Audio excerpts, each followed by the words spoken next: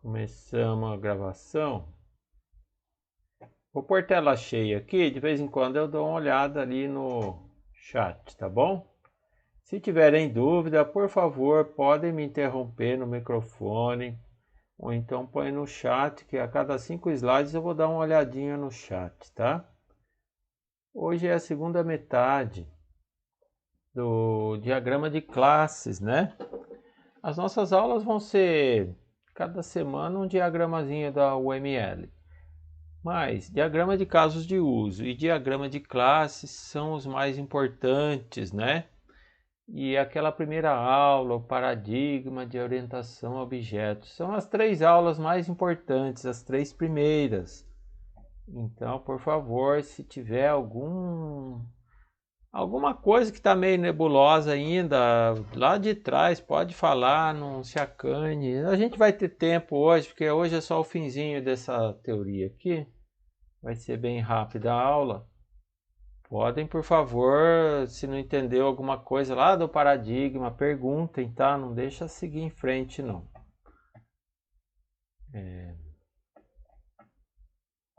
Então, somente para explicar aonde que eu parei, né? Na primeira aula eu expliquei o diagrama de classes, atributos, métodos, toda a simbologia, como que representa, né? Cada detalhezinho gráfico tem a indicação de alguma coisa. Tem que ter muito rigor no desenho, nos símbolos, nos caracteres, né? É uma linguagem igual Java. Se você esqueceu de um ponto e vírgula, dá problema. Tem que representar com riquezas de detalhes e tudo corretamente, porque vocês estão especificando aí para um programador o que ele deve fazer, né? Ou então para você mesmo, né? Se lembrar mais tarde, você especifica e você mesmo programa, né? Isso aí acontece muito. Aí eu comecei com relacionamentos ou associações entre classes. Então, pessoal, tem um exercício aí mais lá no fim. Eu sugiro o quê? Vai jogando no papel aqueles retângulos, vai desenhando as classes da maneira que você identifica no meio do texto. Fora de ordem, desconectado. Depois, aí você vai por os atributos de cada classe. Os métodos você deixa para depois. Aí o que você vai fazer? Depois que você identificou as classes, você vai relacionar uma classe com a outra, né? Elas têm que se relacionar, cooperar entre si, usar os recursos uma da outra. Você jamais vai repetir o que já está codificado em uma outra classe. Você chama o método daquela classe lá que ela vai atender você, ela vai ser uma classe auxiliar, né? Então, o relacionamento é isso. Então, na aula passada eu expliquei os vários tipos de relacionamento, né? Que é um relacionamento. Aí tinha associação ou relacionamento unário e reflexivo. Aí veio o relacionamento binário, né? São duas classes relacionando entre si, duas classes diferentes e não uma classe relacionando consigo mesma, né? Expliquei a multiplicidade de um relacionamento. É bem similar a modelo de entidades e relacionamentos de banco de dados. A multiplicidade é o quê? O tipo do relacionamento é de um para um, de um para muitos, de muitos para muitos, né? É bem similar. E como que é que representa isso? Tem uma tabelinha. Tudo que vocês aprenderem em banco de dados parece que está repetindo aqui. E é isso mesmo, viu? Não tenham dúvida nenhuma. Uma classe, similarmente a banco de dados, seria um conjunto de entidades, né?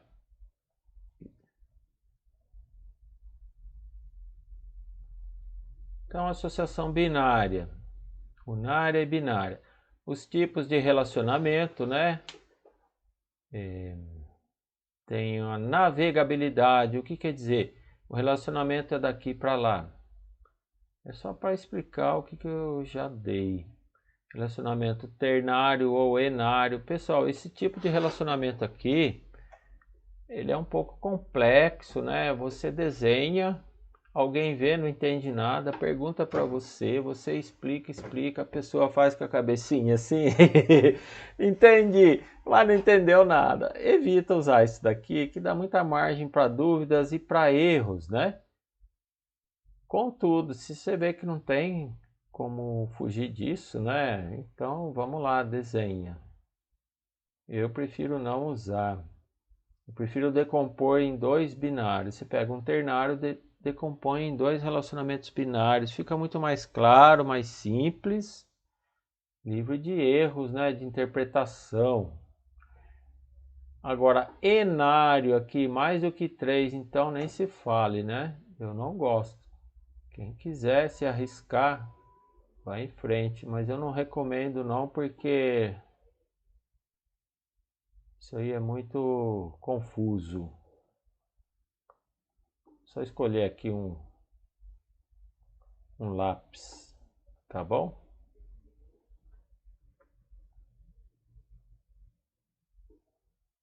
Aí o que a gente viu? A agregação são relacionamentos entre duas classes, né? Tem dois tipos de agregação.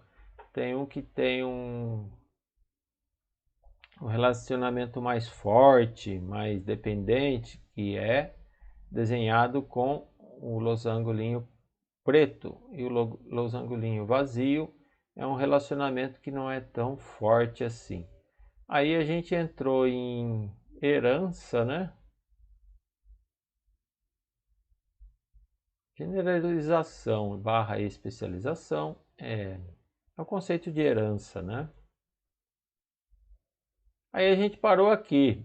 A gente vai continuar definindo um tipo de classe, um tipo de relacionamento novo. Agora é matéria nova. A gente começa a partir daqui.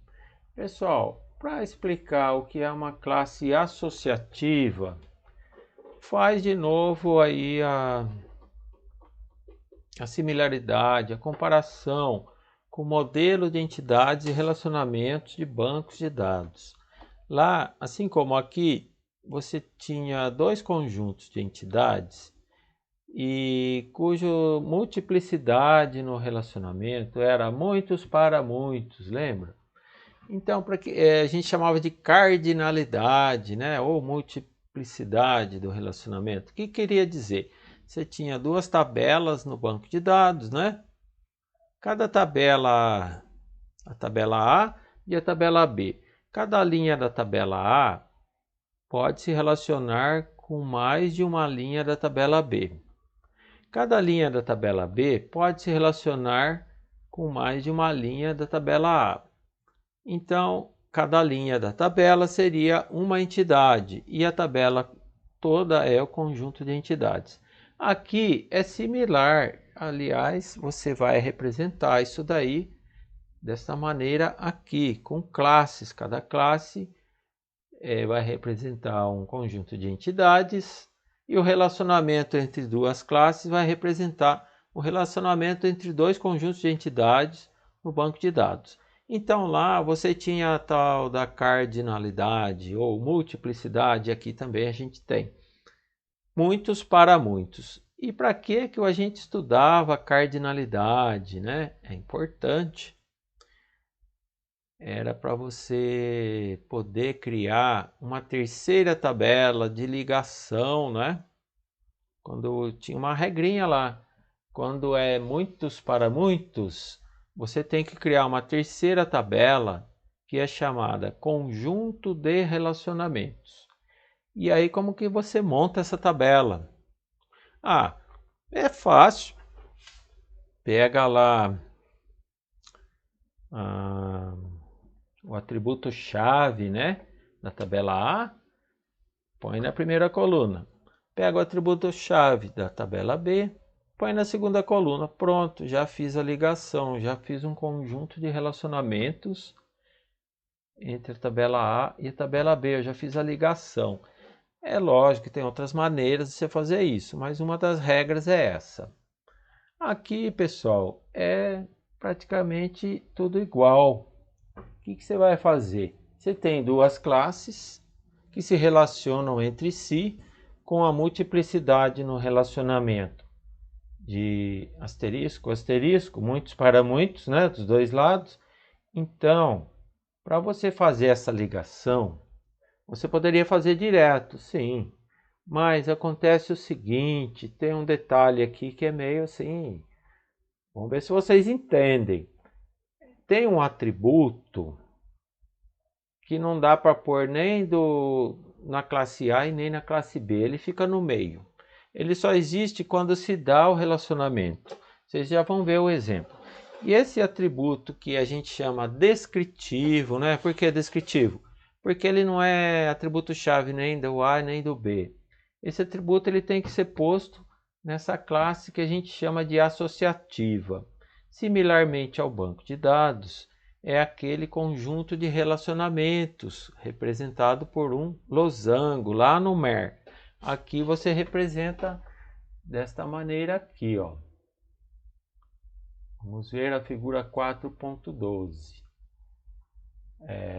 Um exemplo prático, né? A gente tem esse exemplo que vai seguir durante o semestre todo. A gente vai dar exercícios para vocês, imaginando um cinema, né? E também uma instituição bancária. A gente vai se fundamentar mais nisso. Então você tem o ator, né?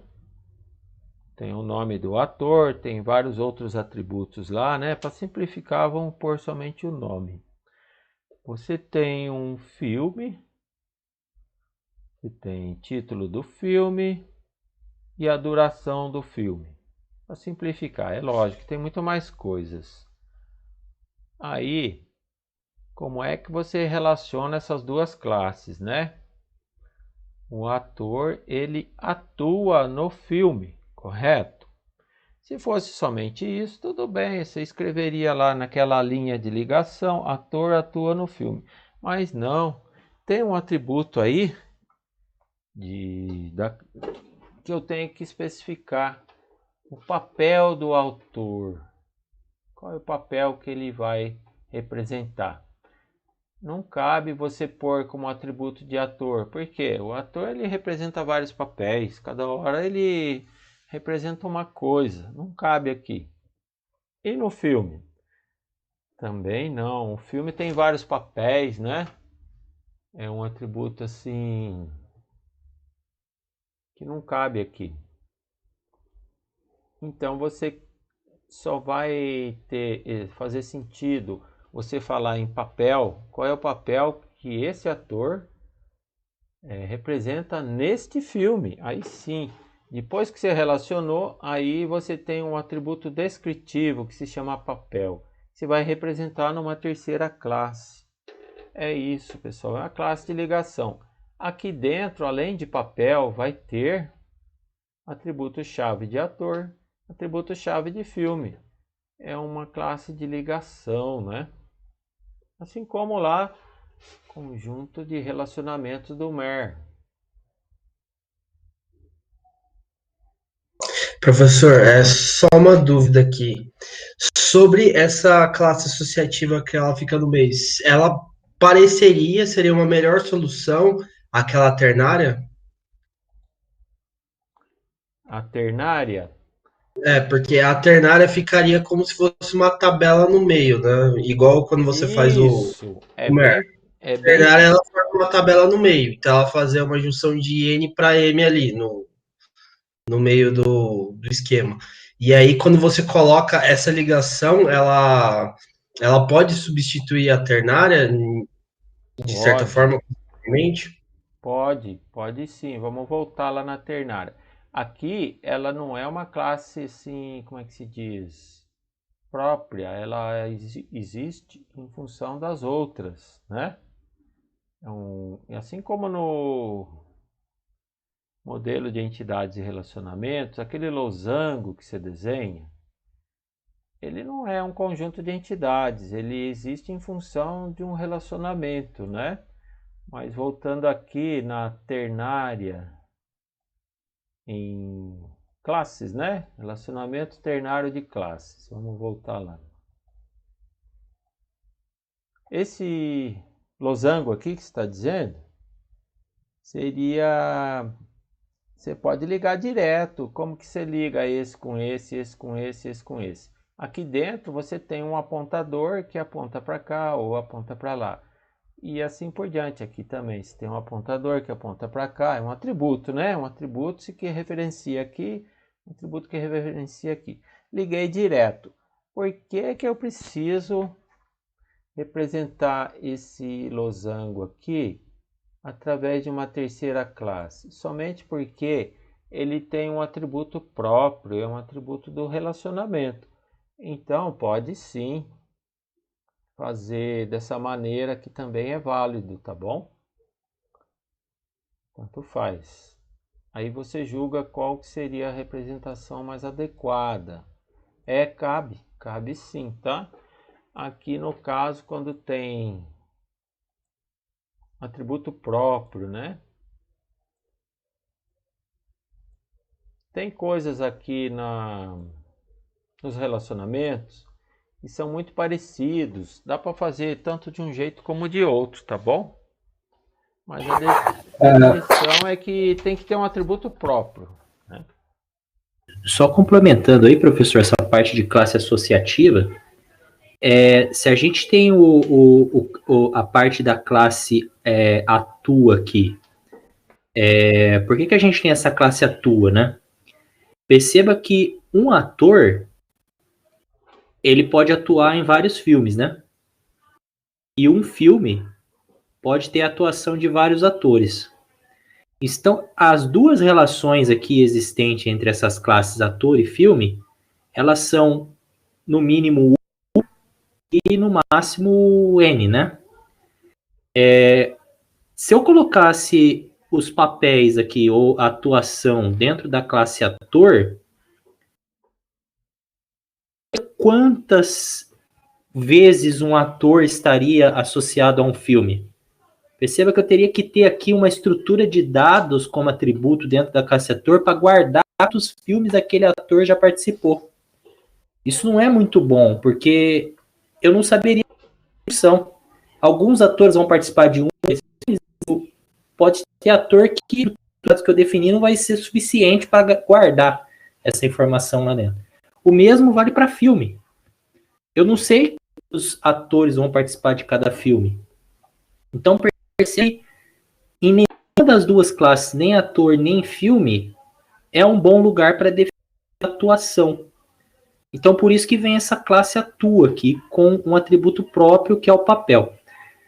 Quando a gente vai lá para o banco de dados, no modelo relacional que o professor está falando, como que a gente modela essa classe atua aqui? Como uma tabela que relaciona tanto o ator quanto o filme.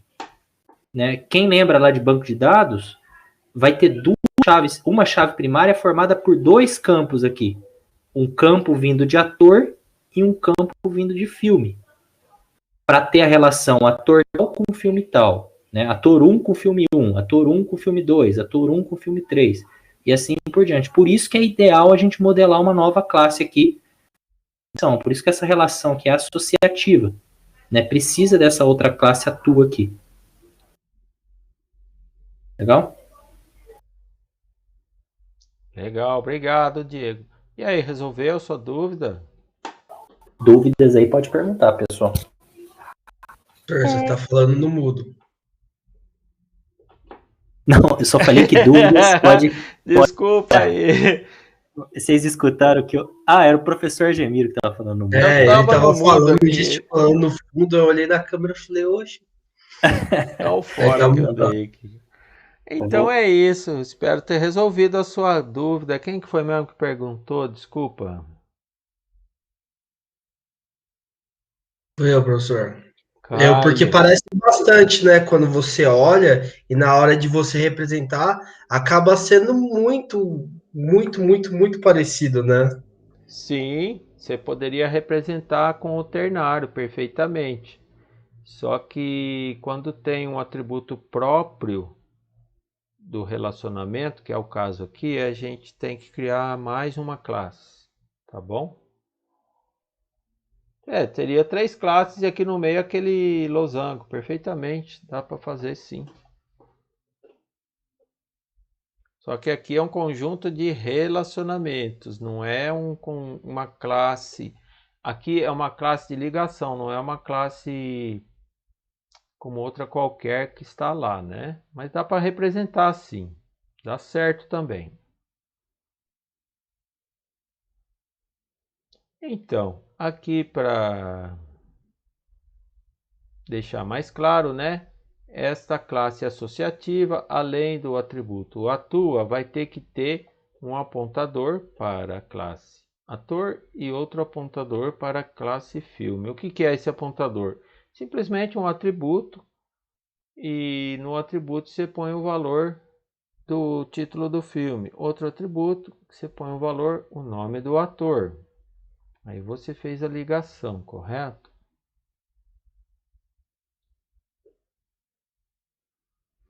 Bom, classe associativa é um item. Pessoal, tem bastante itens, né?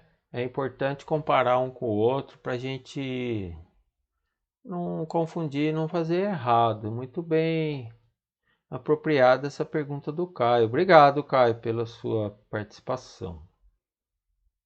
Dependência. Pessoal, vocês vão ver que lá atrás tem uma outra ligação que pode confundir aqui com dependência, mas vamos lá. Dependência,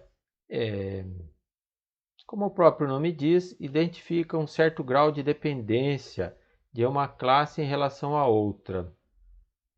O relacionamento de dependência é representado por uma linha tracejada entre duas classes, contendo uma seta apontando para a classe da qual a classe em questão é dependente. Então, programação orientada a objeto, ela tem que fazer uso, assim, fortemente do que? Das associações entre as classes. É aquilo que eu falei agora há pouco. Uma classe, sempre que tiver um recurso de outra classe que puder ser aproveitado, você não vai codificar tudo de novo.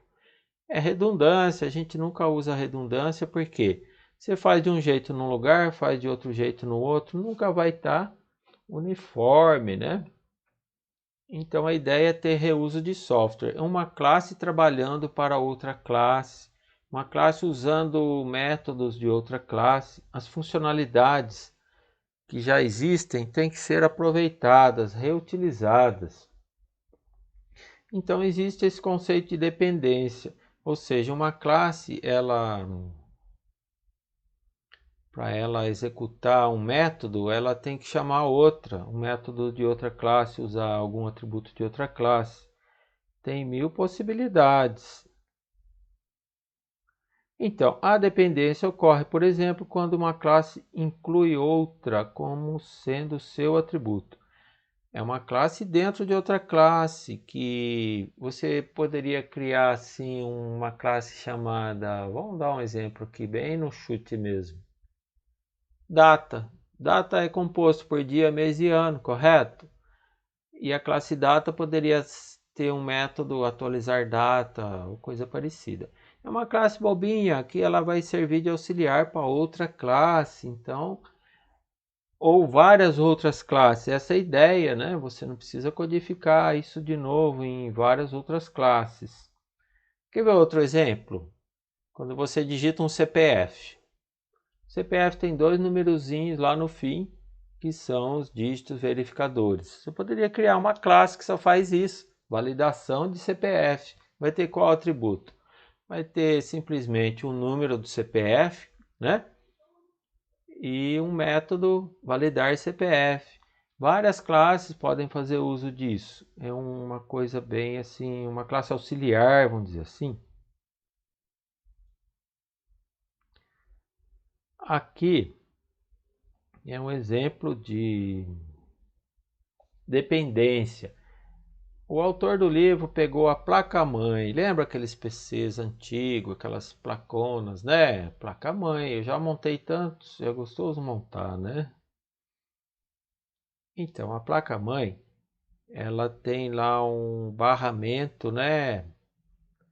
Eu esqueci o nome, porque essas siglas mudam sempre, né? É um soquete especial onde você espetava a placa de vídeo. Mudou de nome agora, não sei qual é o padrão atual, mas é especial só para placa de vídeo. A placa-mãe, ela depende de que você compre uma outra placa, espeta lá naquele socket, né, naquele conector, que é a placa de vídeo. A placa de vídeo ela tem memória, tem processador, ela tem toda uma inteligência ali, né, que ela colabora com a placa-mãe. E a placa-mãe, se ela não tiver uma interface de vídeo, né, uma plaquinha, ela não consegue fazer a saída de dados, né? Exibir aqueles gráficos, não é isso? Que o sistema operacional exibe. Então é uma relação de dependência da placa-mãe para cá. Por que que tem aqui uma seta vazia? Ela não está fechada. Aqui tem um outro tipo de relacionamento que a gente já vai explicar já. Mas a relação de dependência simples é feita dessa maneira, duas classes, tá? Placa de vídeo, placa-mãe. Placa-mãe depende da placa de vídeo. Aí a gente tem um outro tipo de relacionamento. Realização. É bem parecido com um tipo de relacionamento especial de dependência. É uma dependência, só que é uma dependência um pouco mais forte. Inclui herança de comportamento, métodos e funções de outra classe. A dependência é caracterizada por uma classe é responsável por realizar funções de outra classe. Então aquela classe ela somente se completa, ela somente vai poder trabalhar se ela for unida com outra classe. O estereótipo interface pode ser usado na classe que presta serviço para a classe dependente. E o estereótipo realize pode ser usado pela classe dependente para caracterizar como se dá a dependência. Pessoal, é o seguinte. Aqui são dependências diferentes. Por que que essa seta está cheia? Porque é o tipo realize, é uma dependência mais forte. Você pega um monitor. O monitor ele não é ninguém se não for conectado a uma interface de vídeo. Você tem lá tudo que aparece no monitor é gerado aqui. A interface controla o monitor. É como se fosse aqui o mestre e o escravo. O monitor ele é totalmente dependente da interface. Sem a interface ele não existe. Ele é escravo da interface. Ela controla ele. Aqui esse outro tipo de relacionamento entre placa-mãe e placa interface de vídeo nem sempre é verdadeiro. Eu trabalhei muitos anos, só para dar exemplo, no data center, onde tinha aqueles servidores, aquelas máquinas mais poderosas, né?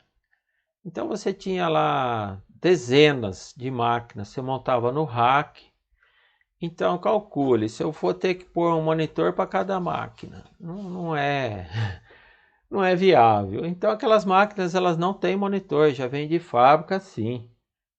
Não existe monitor para servidor.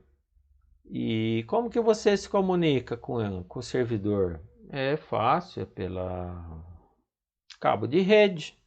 Pelo cabo de rede você fala com a máquina. Tem lá um firmware que se chama monitor. Por ali você faz tudo. Você monta DVD, você dá o reboot, você faz... Abre até... Você pode instalar... Pela interface serial, abre lá uma janelinha de linha de comando, né? Do Unix, do Linux. E ali você instala software, configura um monte de coisa. Tem até um software que se chama Virtual Network Connection, que é um software que faz a vez do display.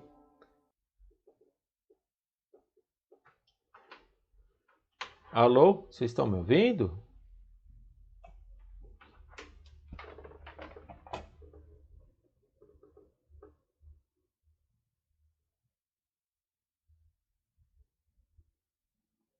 Alô?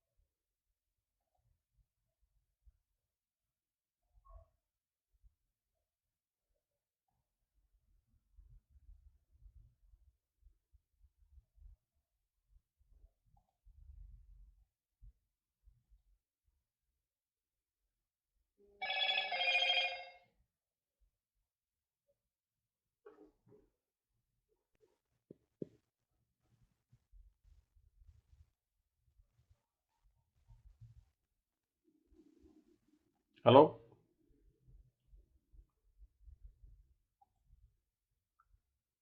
Alô, pessoal, tô de volta. Vocês estão me ouvindo?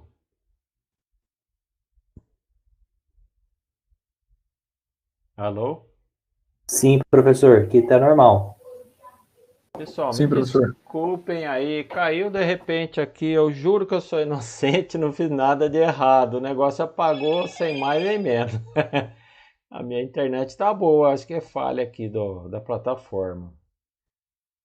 Mas, como eu estava explicando, aqui são dois símbolos, né? Aqui você tem uma seta fechada, aqui você tem uma seta aberta. Aqui você tem um label, realize. Então é diferente esse tipo de relacionamento. Placa-mãe, ela depende de uma placa de vídeo para poder exibir as janelinhas do monitor, todos aqueles gráficos, aquelas cores, não é isso?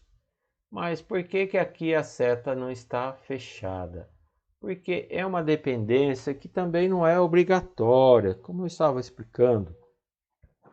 A gente tem nos data centers aquelas máquinas mais alto desempenho, que tem bastante memória, processador mais rápido, tem bastante disco, tem conexão com fibra ótica na rede. São os servidores. Eu trabalhei muito com essas máquinas aí, eu tomava conta delas. Então você tem lá dezenas de máquinas grandes, tudo empilhadas assim num rack, né? São umas gavetinhas, são vários racks. E imagine se eu tivesse que pôr um monitor para cada máquina. Não é viável, né? Não se usa fazer isso. Então essas máquinas elas já vêm com um firmware que se chama monitor. Esse firmware é o seguinte: você ligou um cabo de rede ali, configurou a rede para ela, pronto, aí já começa a falar e você controla tudo por esse monitor. Você dá reboot na máquina, você monta CD, você faz todo um monitoramento e você abre uma shell do sistema operacional, por ali você instala software e faz tudo. Ela não tem uma interface gráfica para conversar com ela, não tem a placa de rede. E o que a gente faz? A gente instala um software, né, que emula a placa de rede. É um softwarezinho, é o Virtual Network Connection, o VNC. A gente usava muito. Tem também lá Citrix Metaframe. A máquina se torna até um servidor de terminais. Ela vai mostrar na tela do seu laptop toda a parte gráfica, mas ela mesma não tem. Então essa dependência aqui a gente está indicando que a placa-mãe ela depende de uma placa de rede, mas nem sempre é verdade. Agora, aqui, ó, do monitor para a placa de rede é uma dependência mais forte, né? O monitor jamais vai funcionar se não tiver conectado via cabo com uma interface de rede, correto? São dois tipos de relacionamento diferentes. Professor Diego, você pode passar para mim o controle aí? Ou então muda de slide.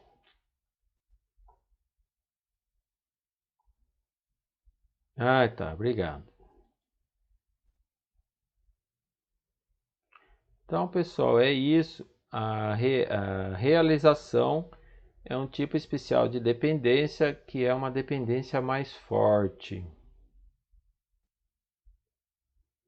O estereótipo interface pode ser usado na classe que presta serviço para a classe dependente, assim, ó. Aqui no Realize, você poderia pôr interface. A gente vai ver uma outra figura, vocês vão entender melhor. E do lado da classe que tem uma dependência mais forte, que ela não existe sem a outra classe, você põe Realize. E no meio, você põe interface. Pessoal, vocês veem que dá para confundir um relacionamento com o outro, mas tem as peculiaridades de cada um, né? Aqui está falando mais de hardware, de uma dependência assim, mais forte. Aí você tem que se abstrair na sua classe, no seu caso específico, tem que saber adotar o relacionamento mais apropriado. O trabalho do analista é meio assim, abstração, não é fácil às vezes você escolher, mas é tentativa e erro, experimentação, comparação, toda vez a gente vai ter que fazer isso, não tem outro jeito. Aqui está dando um outro exemplo, né? Na linguagem Java, você tem lá implements.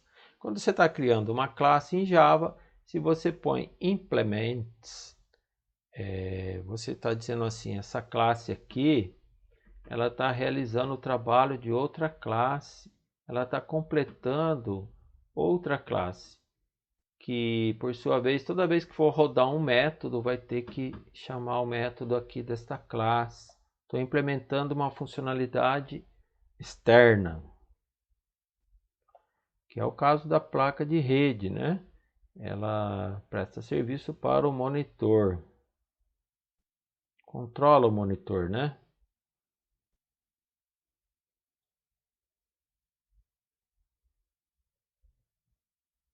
Pessoal, tá muito confuso essa parte aqui?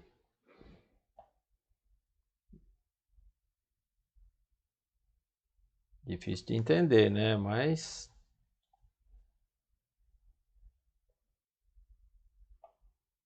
não, aqui não tá congelado não, eu mudei de página. Vocês estão vendo aí interfaces e portas, né? Tá bom, pessoal. Interfaces e portas.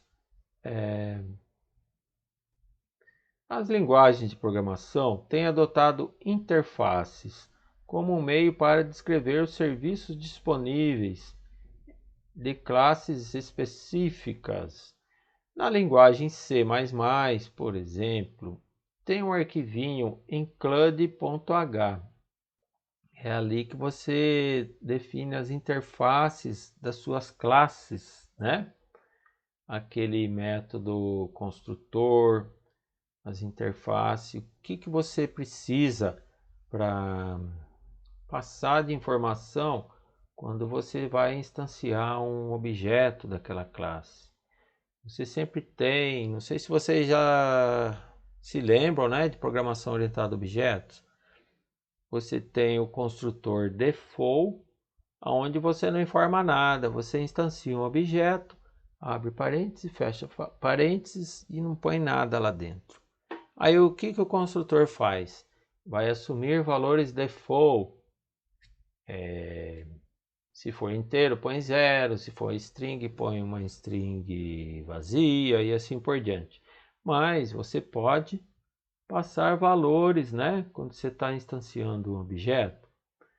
Se você passar pelo menos um valor, você vai ter que passar todos naquela mesma ordem, com aqueles mesmos tipos que você definiu no seu construtor. É isso que é a interface. Toda vez que você vê um gráfico, né, no diagrama, um símbolo gráfico, é um quadradinho bem pequenininho. Ele está representando uma interface. O que você está indicando ali quando você desenha isso? Olha, aqui tem dados de entrada e tem dados de saída. É isso, uma interface. Simples, simples assim. Todos os métodos, né, de uma classe têm a sua interface também, não é isso? Você vai chamar um método, você tem aqueles parâmetros que você tem que informar, separados por vírgula, tem naquela ordem, naqueles tipos. É isso que é a interface. Quando você vai indicar no seu diagrama de classes, né? Você pensa assim, essa classe está chamando um método de outra classe. Aquele método tem uma interface. Então, quais dados entram, quais dados saem, né? Qual o resultado esperado quando você chama aquele método? É isso que é uma interface, simplesmente, pessoal. É um conceito tão simples que às vezes é difícil até de explicar. Mais uma vez, a placa-mãe é um placão, é um hardware, né? E esse placão tem vários conectores. Você tem lá várias portas, né? Que a gente chama assim. Uma porta é um conector físico, porta USB, conector HDMI, tem um conector VGA, tem o que mais? Onde você pluga lá o seu fone de ouvido, microfone, tudo são portas da placa-mãe. Você representa com esse quadradinho. Porta ou interface, pessoal, é sinônimo, tá? Tanto faz você falar que é uma interface ou é uma porta. Você desenha esse quadradinho minúsculo aqui, ó. Vou selecionar um desenho aqui.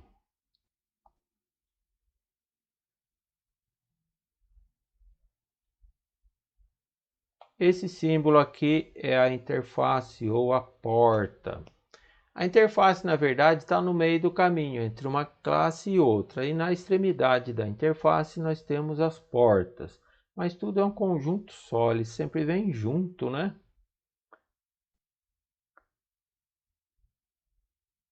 Vamos lá, vamos explicar o que é uma interface. Bom, a porta é um conector. A interface tem duas maneiras de você representar. Uma circunferência cheia ou um semicírculo, né? Uma meia circunferência. Esses dois símbolos representam interface fornecida e a meia circunferência, interface requerida. No exemplo aqui, você vai conectar um teclado via USB na placa-mãe. Imagine assim, para você não errar nunca, tem o mestre e tem o escravo. A placa-mãe controla o teclado, então o teclado é escravo da placa-mãe. E a placa-mãe é que fornece a interface, né? Sistema operacional Windows lá, tem o driver de teclado, que manda o comando lá. Ó, tô esperando você digitar. O teclado digita alguma coisa. A placa-mãe é que vai interpretar aquela tecla lá, aquele sinal elétrico e converter em caracteres. Então é ela que controla, né? Ela fornece a interface para o teclado. Se é português, se é inglês, tudo está aqui dentro na verdade, do sistema operacional. Tem um circuitinho eletrônico aqui que pega os sinais do teclado e manda lá para o Windows, o driver, né? Por outro lado, né, você tem lá uma placa-mãe.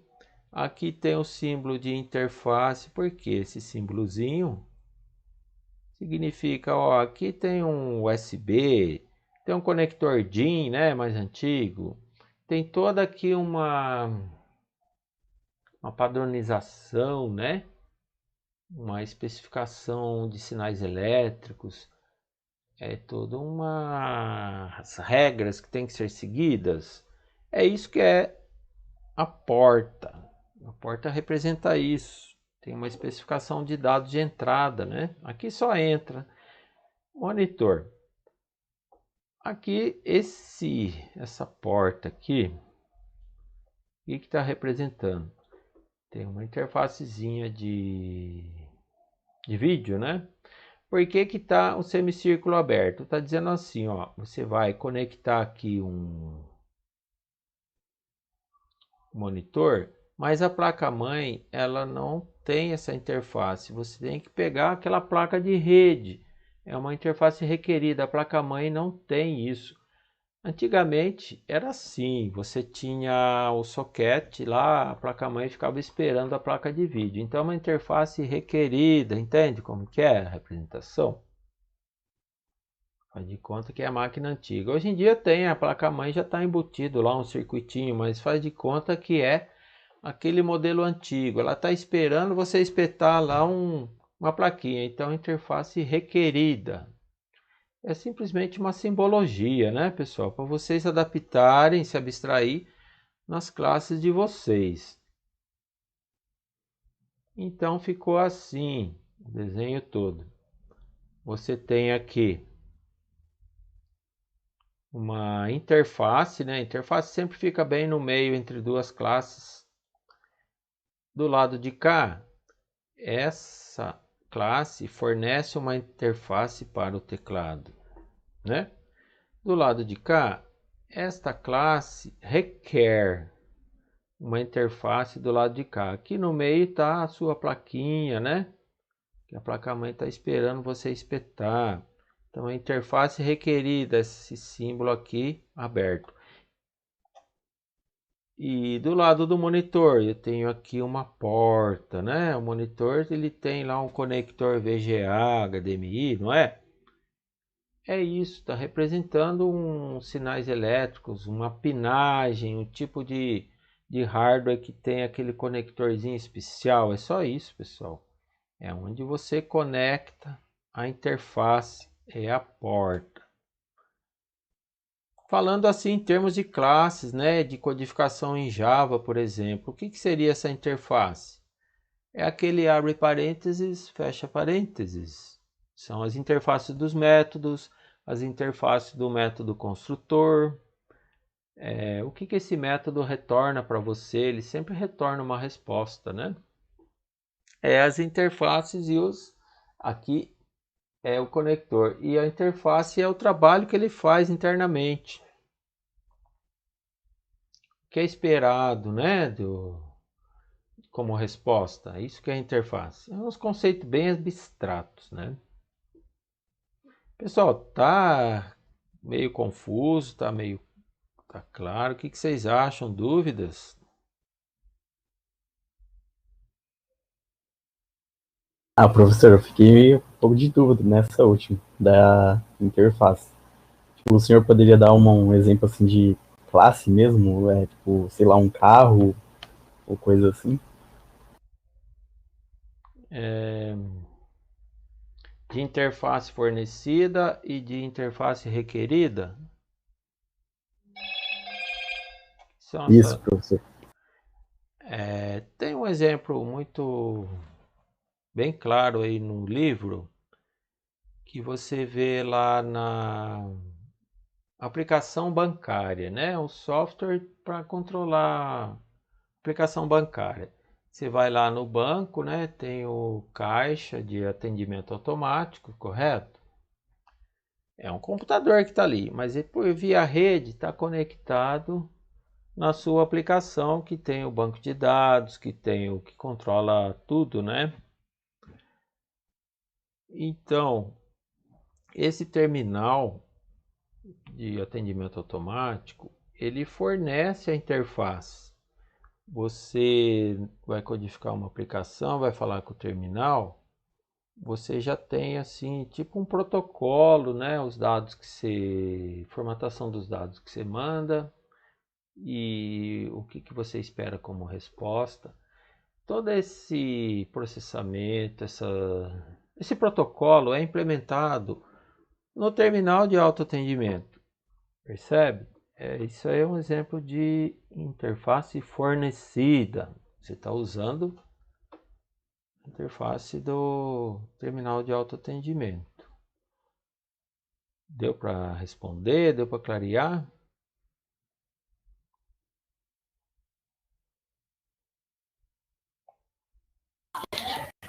Vocês estão ouvindo o professor?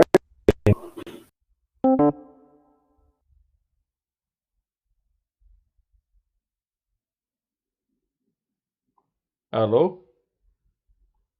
Caiu de novo aqui, ó. Alô?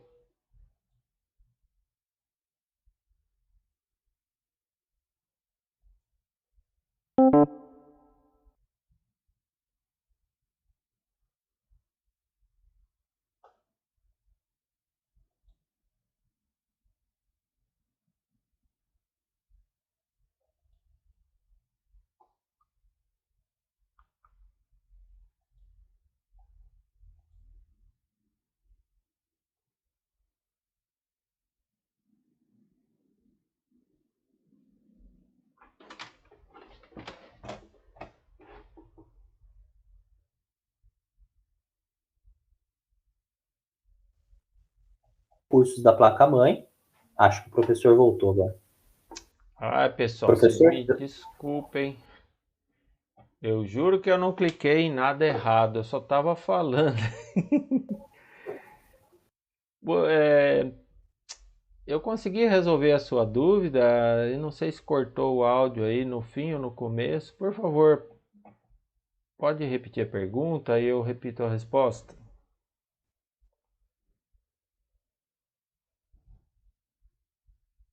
Professor, não foi meio que. Não foi uma pergunta, né? Tipo, eu fiquei com dúvida assim ainda. Era pro senhor ter explicado um pouco, mas cortou bem no comecinho. Ah, tá. Então, Luciano, obrigado por perguntar. A sua dúvida é aqui no meio, né? Na interface requerida ou interface fornecida, correto?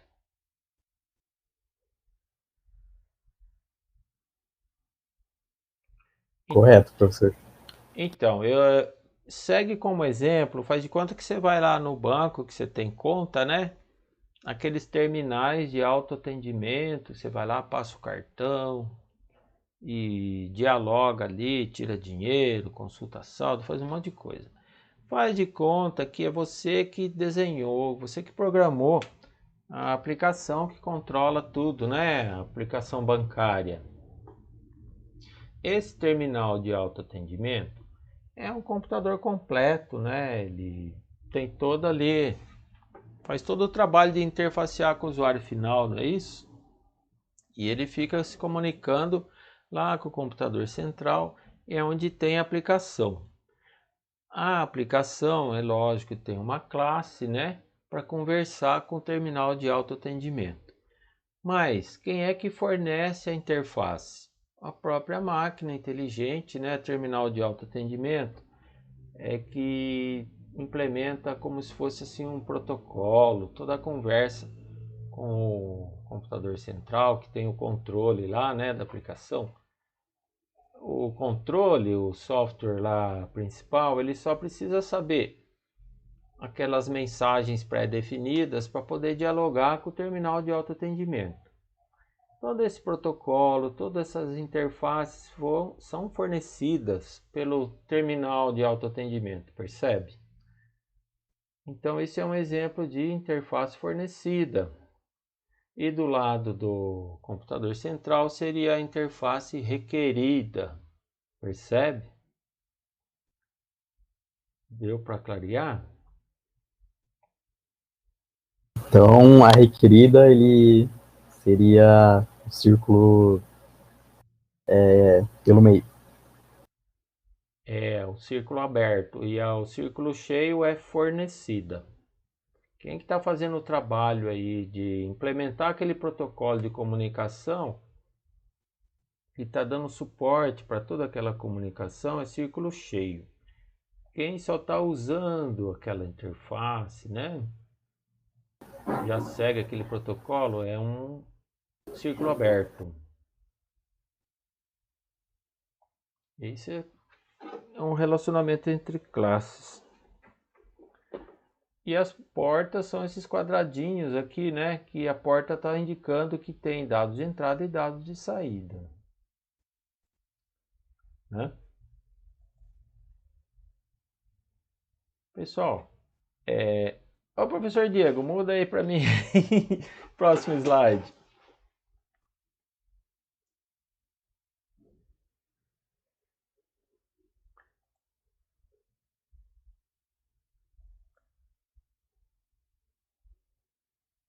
Restrições.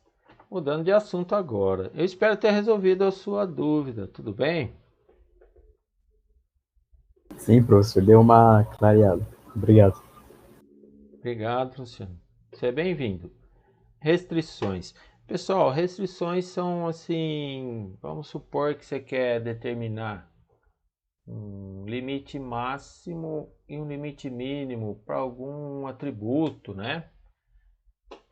Você quer ter umas imposições lá de senha, tem que ter no mínimo 6 dígitos.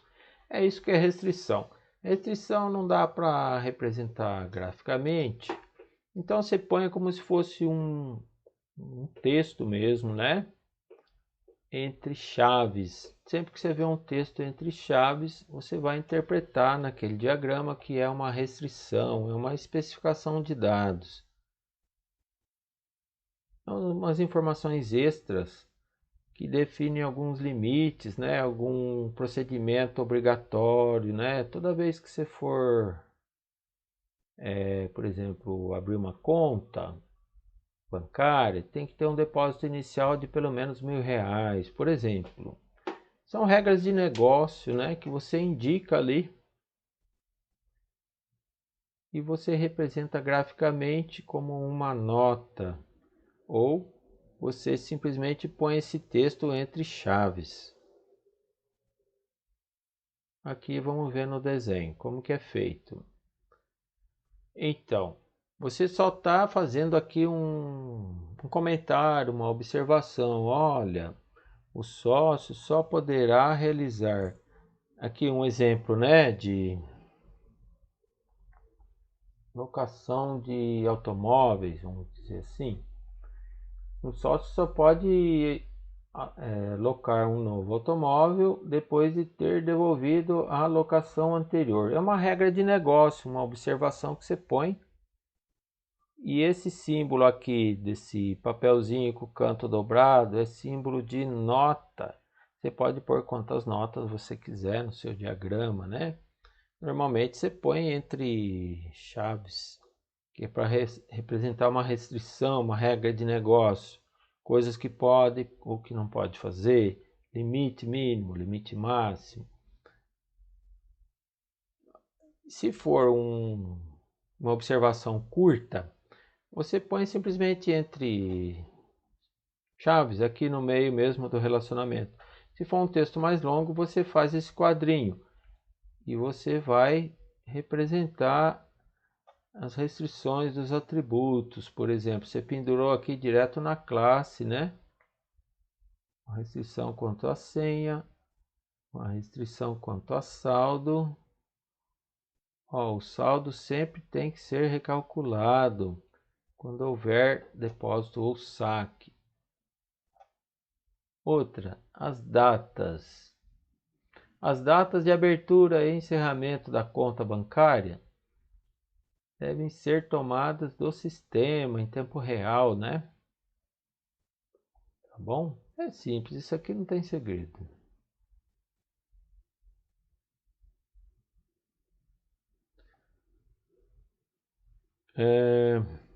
Estereótipo. Pessoal, são conceitos aqui. Como que eu explico um estereótipo? Se você olhar no dicionário, O que é um estereótipo? Antigamente, na imprensa, né, você está imprimindo um jornal. O jornal, muito antigamente, ele era composto, página por página, letra por letra. Cada letra era um tipo. Então, tinha a letra A, era um tipo. Era construído lá em metal. E o tipógrafo, ele tinha que montar umas reguinhas com letra por letra e até montar a página inteira. Era um trabalho assim bem demorado para fazer. E daí veio esse nome estereótipo. Aquela página, depois que o tipógrafo formava, aí punha lá na máquina, né, na impressora, aí molhava com tinta, batia no papel e ficava ali imprimindo as páginas de jornal. É tipo um carimbo, né? Uma carimbada que você dá. Isso é o estereótipo. E por que a gente usa esses carimbos, né? Imagine que você tem um conceito assim amplamente utilizado, usa toda hora, todo mundo já sabe o que é. É um conceito bem aceito. Então você vai lá e dá uma carimbada lá no seu diagrama. Você fala, ó, isso daqui é uma entidade. Todo mundo sabe o que é uma entidade. Ah, isso aí já está pré-definido, é costume, é da tecnologia. A gente vai ver as definições. A linguagem definiu o que é uma entidade. Toda vez que você quiser indicar o estereótipo entidade, você dá essa carimbada lá. É indicado, a gente vai ver algumas definições. É indicado com menor, menor, maior, maior e no meio tem uma string. Tem o estereótipo boundary, vou explicar. Tem o estereótipo control, vou explicar também. Então, do inglês, se vocês verem essa palavrinha aqui chamada template, traduzindo para o português, estereótipo. É um carimbinho bem conhecido, definido na linguagem. A linguagem UML define dezenas de estereótipos e você pode usar para indicar alguma coisa. Então, vou explicar somente os mais utilizados, os mais usados, né? Mais conhecidos. Mas tem mais coisas. Vocês têm que pegar o manual de referência da linguagem e ver as definições.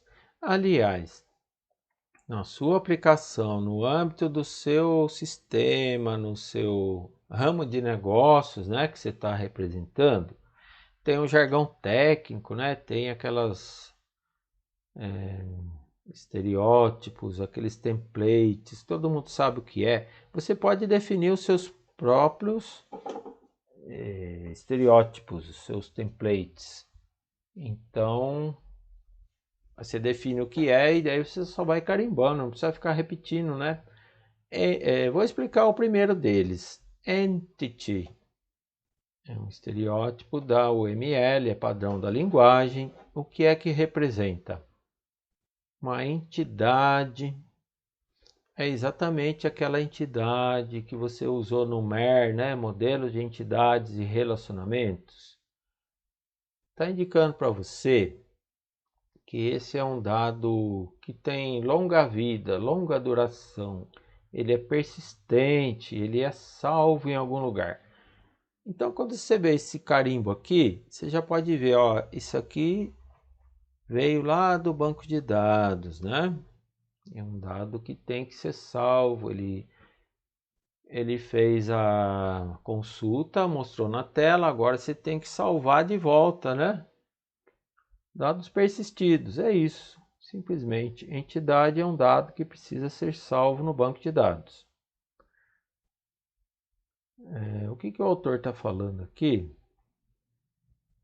Não somente isso, né? Banco de dados, entidades de banco de dados. Às vezes são dados que a gente nem precisa atualizar, dado que o próprio sistema fornece, né? que ele sempre está lá e não adianta você ficar mexendo, que ele é uma coisa persistente. Por exemplo, a data do sistema. Você pode indicar aqui que não é para mexer nisso. Ele é pego do sistema, não adianta mexer. Ou então você pode indicar, ó, isso aqui veio do banco de dados. Você põe esses labels, né, esses carimbinhos. Persistente ou sinônimo entity, que veio lá do banco de dados. Vamos dar uns exemplos aqui.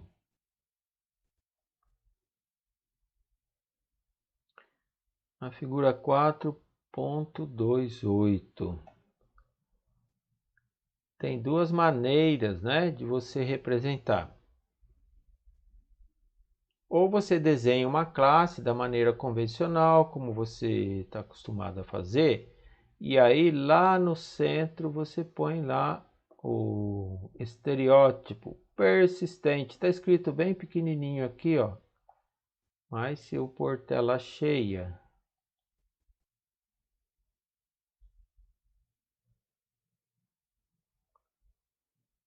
apareceu aí? Melhorou, né? Deixa eu ver. Aqui. Está escrito aqui, ó, persistente, ou poderia pôr entity, é a mesma coisa. Ah, é uma maneira de representar.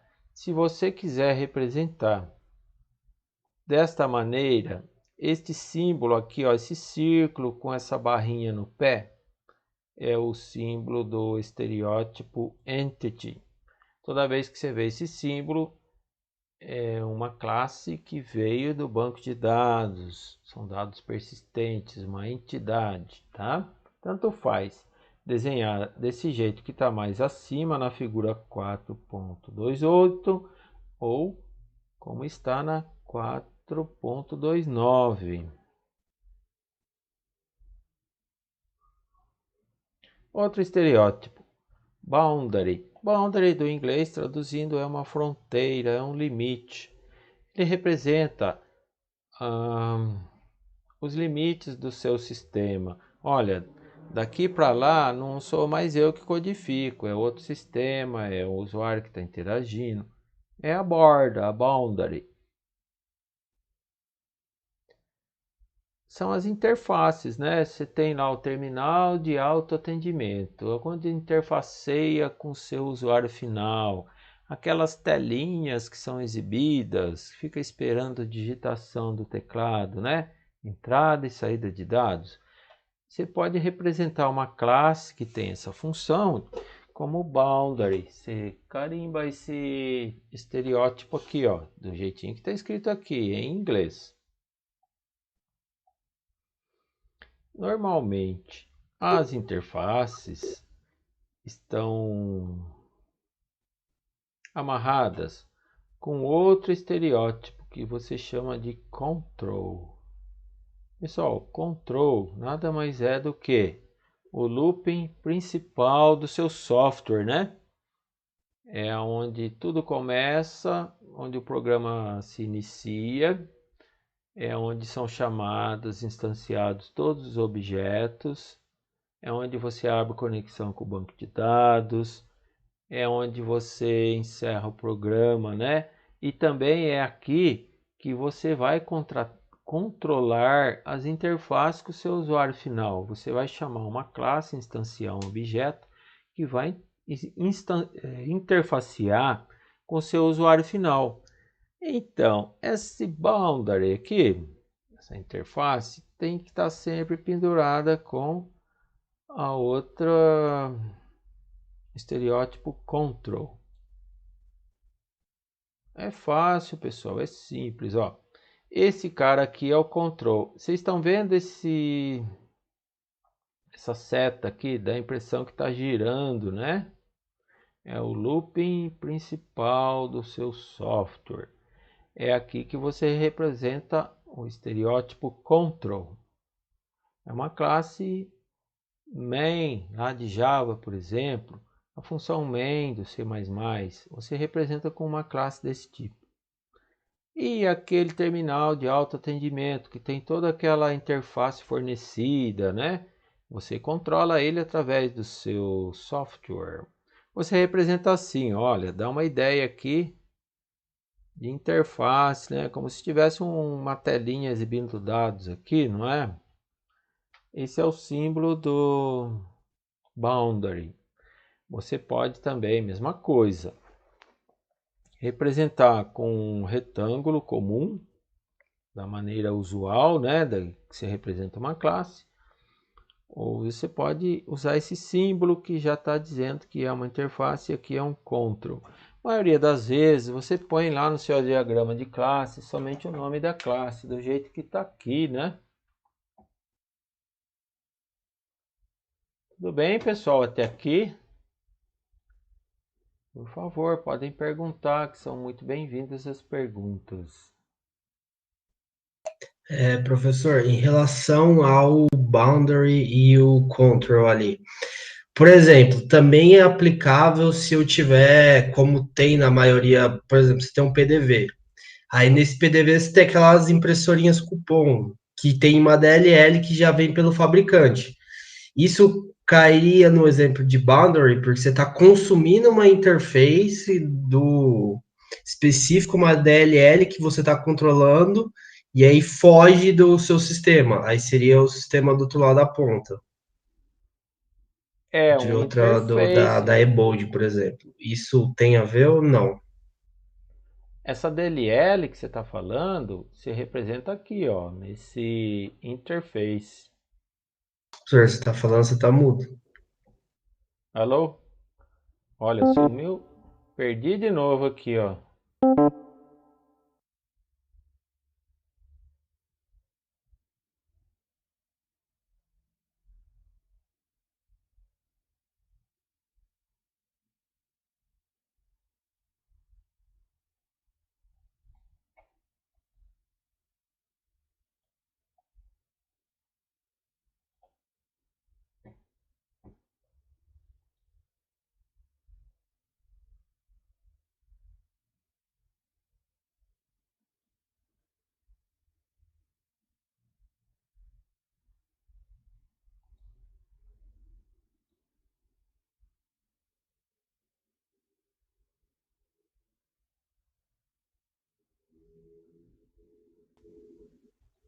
O Caio, classe boundary é classe que normalmente interage com o caso de uso, tá? Então, é como o caso de uso interage com o sistema. Então, se a interação for via esse sistema que você falou, ela pode ser modelada através de uma boundary. Certo, Tá? que seria o caso de uso imprimir nota Isso, fiscal paulista. por exemplo. Aí você vai Sim. imprimir numa impressora de cupom, né? Isso. Se você for modelar essa entidade impressora dentro do seu sistema, ela seria modelada como uma boundary class, porque ela é a interface de entrada para o ator, né? No caso, quem vai fazer esse processo seria o ator, interagir com o sistema, com o software, no caso. Certo, entendi. Tá? Obrigado. Professor, tá de volta aí? Tô de Só volta. tava ajudando. Eu vi que você Obrigado deu pela problema. força, é indispensável a sua ajuda. Você pode passar o controle para mim?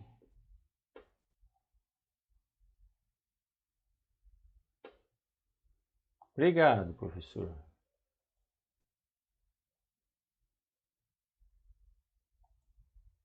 Não veio ainda, não. Não foi, não? Passei já aqui. Muda para mim, por favor. Tá um sinal de proibido aqui, de próximo slide, não vai? Ah, também não vai aqui, não é o último, não? É o último, professor, slide. Acabou. Então é isso, pessoal. Chegamos ao fim da diagrama de classes. O que eu queria falar rapidamente, já vou terminar, professor, é explicar como que faz os exercícios, né?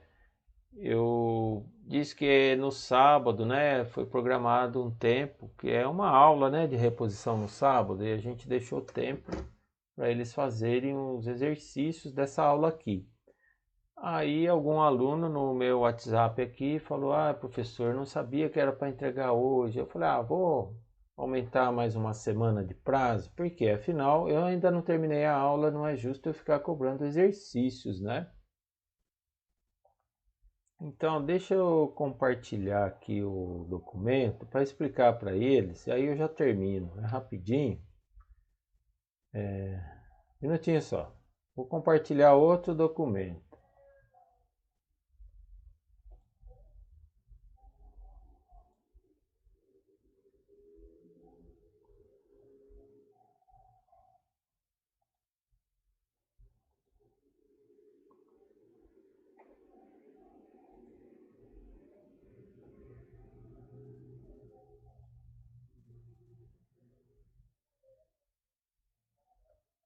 Professor, como que eu faço aqui? Me ajuda, eu estou perdido.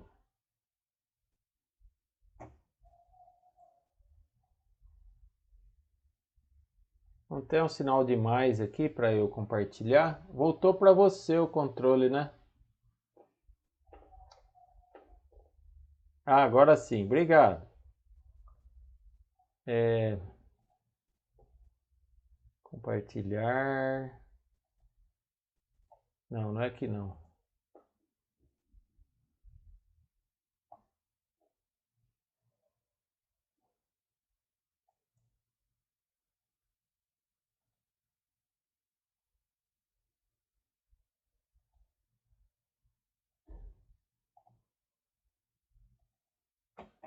Um minutinho só, pessoal. Estou carregando aqui um documento.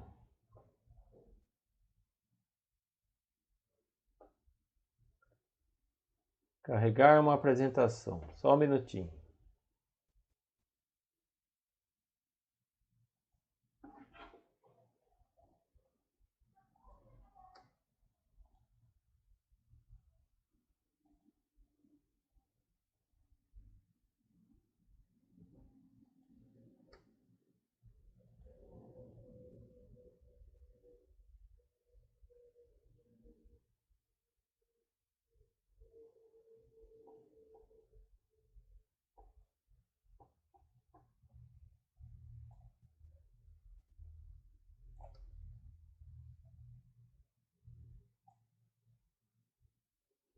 Enviar. Tá subindo, tá subindo. Já vem.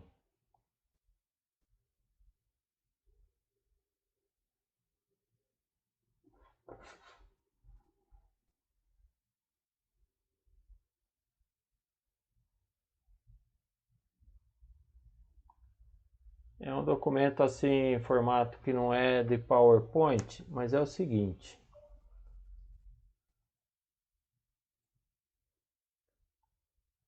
Tem como eu aumentar o zoom aqui? Ai, pessoal, me desculpe, não vai dar certo, não. Vamos desistir desse negócio. O que eu queria mostrar para vocês, deixa eu compartilhar aqui na janela, vamos ver se dá certo.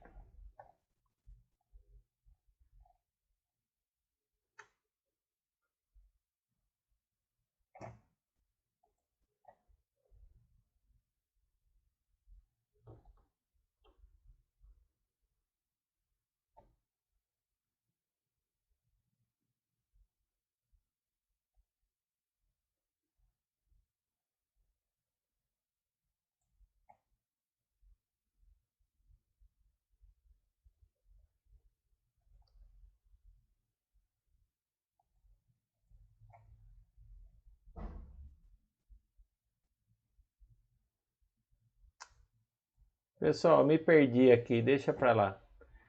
O que eu queria dizer é o seguinte, tem os exercícios lá que estão no Moodle, que vocês devem fazer o download. E tem umas historinhas lá, que é o seguinte. Deixa eu achar um exercício aqui para explicar para você. Tem um exercício lá do cinema, né, o número 1, Um cinema pode ter muitas salas, sendo necessário, portanto, registrar informações a respeito de cada sala de apresentação.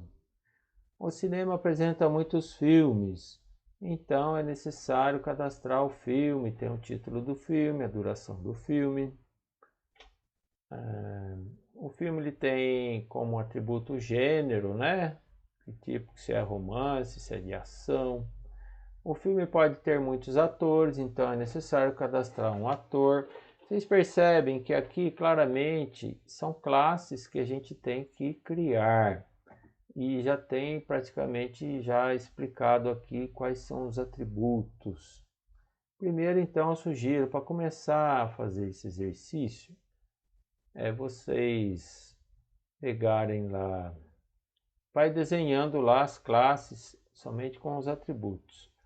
E aí, em seguida, vocês vão jogando no papel, da maneira que vem à mente, da maneira que vocês vão vendo o texto.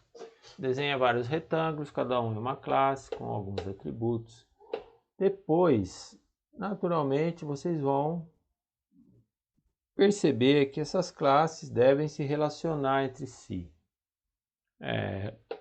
Por exemplo, um filme vai se relacionar com uma sala de exibição e com um horário. E aí você vai fazendo as ligações. Você vai ter que exibir esses filmes que estão em cartaz, que estão em exibição, dos horários, das datas que ainda não passaram, né? Datas futuras. Vai mostrar uma listagem para o cliente que vai comprar um ticket. O atendente, né, vai mostrar esse menu. Aí o usuário escolhe, eu quero esse filme aqui na sala tal, vou comprar o ticket. E aí você emite um ticket. É um diagrama bem simplesinho. Você vai ter ali umas 4 classes, né? Vai ter uma interface, vai ter um controle. E é isso, pessoal, é bem simplesinho. Tem um modelo completo de uma aplicação de instituição bancária, né? Dá uma olhada, tá lá no Moodle. De ali vocês vão aproveitar alguns símbolos gráficos e vão compor esse exercício, ok? Bom, pessoal, por hora a aula é só isso. Eu queria ter uma conversa muito importante com vocês, né? Que é informar que a partir do dia 30 eu estou me desligando do Instituto Federal, meu contrato está terminando, né? Sou professor substituto temporário e eu devo passar agora para o professor Diego, né? Que está reassumindo as suas funções depois de um período aí de licença, né? Mas graças a Deus já arrumei um outro emprego, não vou ficar desempregado, né? Eu vou para a FATEC de Jundiaí. Então, pessoal, a partir de agora, eu queria passar para o professor Diego. Oi, professor, agora é com o senhor. Seja muito bem-vindo. Eu queria informar que nós fizemos todo o planejamento do semestre em conjunto, estamos trabalhando juntos, eu e o professor Diego, e que o meu contrato termina, mas a amizade continua. Estou ao dispor de vocês, continuo lá no WhatsApp, né? Tá bom? Então é isso. Ô, pessoal, professor Gemiro, muito obrigado aí pelo trabalho, né, que você vinha fazendo aí. Realmente um trabalho muito bom, com muita competência. E eu espero que agora eu consiga manter, né, esse trabalho, ou pelo menos chegar próximo dele aí, para que o curso seja produtivo até o final do semestre. É um curso muito importante, tá? Vou falar alguns avisos aqui, mas é bem rapidinho, tá? Só mais um pouquinho de paciência aí. E aí eu já termino aqui. O curso é muito importante, eu diria que para um curso de análise de tecnologia e análise de desenvolvimento de sistemas, ele é o curso mais importante do curso de vocês.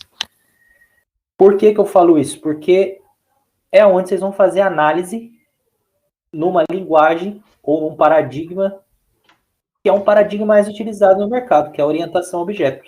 Então, para quem vai trabalhar com programação, muito provavelmente vai trabalhar com orientação a objetos, e muito provavelmente vai ter que saber fazer análise. Então, por isso, a responsabilidade de fazer um curso bem feito de análise e desenvolvimento de sistema, ela é muito grande no curso de vocês, tá? Então, eu vou passar alguns avisos aqui, rapidamente, só para encerrar. Primeiro, eu queria falar com vocês da próxima aula, tá? Aproveitando aí que o professor Argemiro terminou essa parte de diagrama de classes. Na próxima aula, eu gostaria de começar com vocês um assunto chamado levantamento de requisitos. Eu gostaria de falar desse assunto porque nós vamos começar a fazer o levantamento de requisitos em cima da metodologia orientada a objetos, que é diferente daquela que vocês já devem ter feito ou devem ter focado em outras disciplinas, como, por exemplo, engenharia de software. Vai ser bem diferente. Eu estou adotando um livro novo aqui. Nós vamos ter ainda vários diagramas, tá, pessoal? Que nós vamos ver ainda ao longo do curso. Estou adotando um livro novo aqui para essa parte de levantamento de requisitos, que é um livro do Shaw, chama Engenharia de Software, os paradigmas clássicos e orientados a objetos. Esse livro, infelizmente, ele não tem na nossa biblioteca, e ele também não tem disponível na biblioteca física. Mas, como ele é muito bom, eu acabei adotando ele, mas não fiquem preocupados, porque eu vou disponibilizar resumos de tudo aquilo que eu vou precisar ao longo do semestre. Eu vou disponibilizar em formato de resumos, tá? Então, essa é a primeira coisa que eu queria falar para vocês. Então, por favor, entrem lá na aula do dia 4, e lá tem um material complementar que eu já coloquei lá, e eu queria pedir para vocês que até o dia 4, vocês façam a leitura lá do primeiro complementar, da primeira atividade complementar que eu coloquei lá. Por que isso? Porque eu não vou poder entrar muito a fundo no processo unificado que a gente vai começar a usar para fazer análise de levantamento de requisitos orientado a objetos, que é muito importante na minha visão. Então, deem uma lida nessa parte de complementar que eu coloquei lá, e depois, nos 30 minutos iniciais da próxima aula, eu vou fazer uma dinâmica diferente com vocês de perguntas e respostas em cima disso. Porque eu quero que vocês tenham um pouco de fortaleçam essa base em cima do processo unificado, que é um processo muito utilizado para se desenvolver utilizando orientação a objetos. Então, essa é a primeira coisa, tá? Tem um aviso lá no Moodle, que vocês já vão ter lá o material complementar que eu coloquei hoje lá. Então, dei uma lida nesse primeiro material complementar que fala do processo unificado. Então, essa leitura é para a próxima aula. Hoje eu corrigi, pessoal, os exercícios da primeira lista de exercícios que foi colocado lá no Moodle, tá? Então, por gentileza, dei uma olhada lá nas notas. Eu já compartilhei a planilha lá com vocês de notas. Então, eu corrigi esses exercícios. E eu percebi que, apesar de muita gente ter enviado, tá? Então, mas algumas pessoas não enviaram os exercícios. E nós temos que tomar cuidado com isso, porque as listas de exercícios, elas valem presença, né? E como aquela lista lá era referente a 2 aulas, quem não entrega uma lista referente a 2 aulas fica com falta nas 2 aulas, né? Porque uma era continuação da outra, era uma lista para 2 aulas. Era do dia 30/3 e do dia 6/4. Foi a primeira lista. Então, cuidado com falta, tá, pessoal? Principalmente com nota também, né? Então, façam as listas, que é muito importante para vocês aprenderem, né? E para vocês assimilarem o conhecimento. Então, a questão das listas, questão do material complementar, já falei. E com relação às faltas, também já comentei. E o último assunto, com relação aos principais erros que vocês cometeram nessa primeira lista. Eu corrigi. O principal erro que a maioria das pessoas cometeu, a maioria das pessoas que entregou foi bem, né, na lista. O principal erro que vocês cometeram tem a ver com encapsulamento. O que vocês acham que é encapsulamento? Rapidamente aqui para a gente fechar. lá do paradigma orientado a objetos.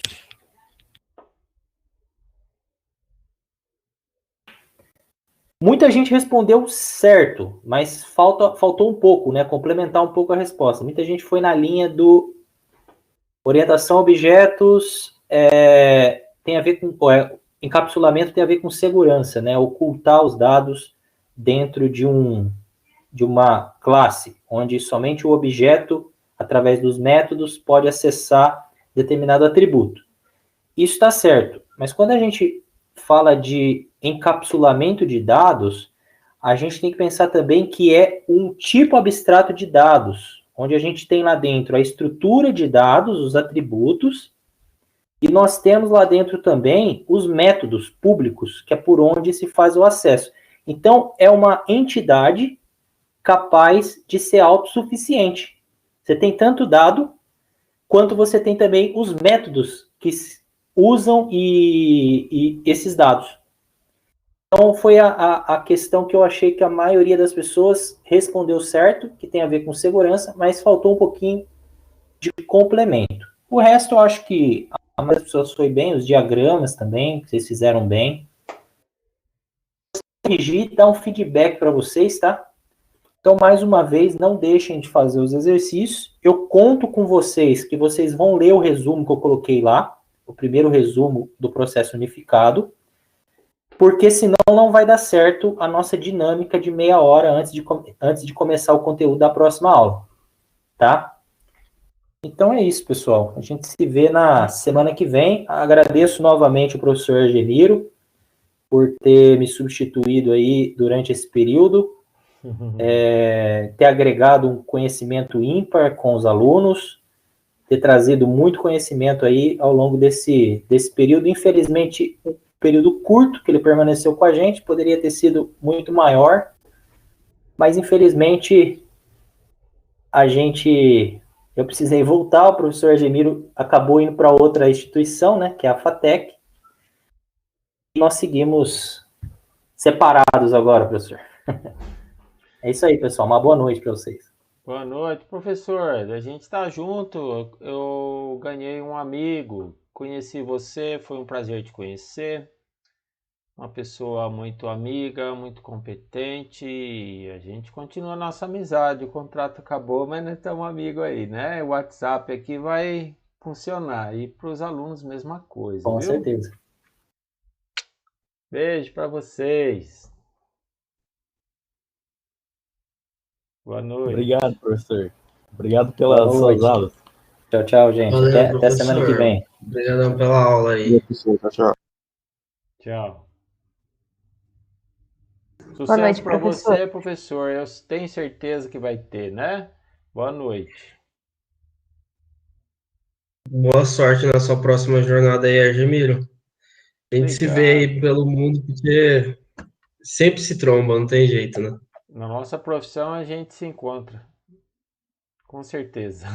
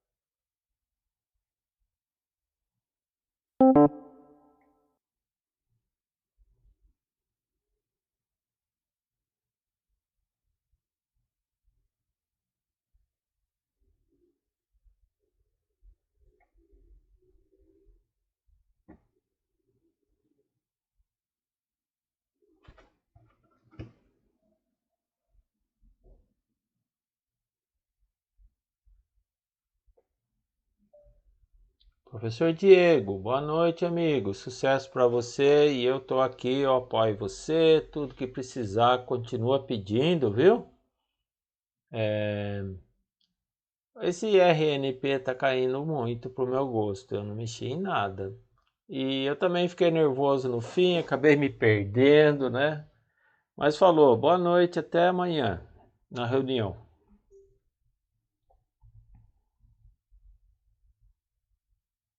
Oi, Diego, boa noite, amigo. Sucesso para você e eu tô aqui, eu apoio você. Tudo que precisar, continua pedindo, viu?